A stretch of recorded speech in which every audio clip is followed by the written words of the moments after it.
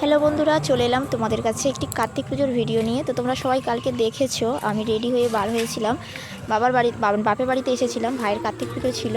তো দেখো চলে এলাম কাকাদের বাড়িতে। তো এসেই দেখছি কাকার ছেলে মানে ভাই আর ভাইয়ের বউ পুজোতে বসে গেছে, প্রথম প্রহর পুজো শুরু হয়ে গেছে। আর এদিকে দেখো পুজো হচ্ছিলো, ততক্ষণে একটু ঘুরে গেলাম ভাইবো ভাইজির কাছে। আমার ভাইবো ভাইজি এই যে মানে তোমরা সবাই চেনো। তো দেখো ভাইজিটা এই যে খেলা করছিল, তো আর আমার সোনুও ছিল ওদের সঙ্গে, খুব খেলা করছিল। তারপরে ওদের সঙ্গে একটু খেলা করে আবারও চলে গেলাম কাকাদের বাড়িতে। তো এসে তো দেখছি বেশ ভালোই লাগছিল, কারণ কার্তিক আর সখী দুটো একসঙ্গেই পুজো হচ্ছিল, বেশ ভালো লাগছিল। আর এই যে কাকিমা বসে আছে, পিসমশা বসে আছে, আর কতগুলো মালা দেখো, সারা রাত মানে 4 প্রহর পুজো হবে। তো 4 প্রহরই শুনলাম যে মালাগুলো পরাবে, তার জন্য এতগুলো মালা।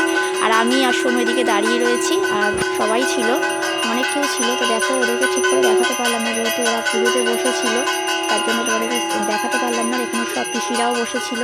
তারপরে একটু চলে এলাম বাইরের দিকে সোনুকে নিয়ে, কারণ বাজনা বাজছিল।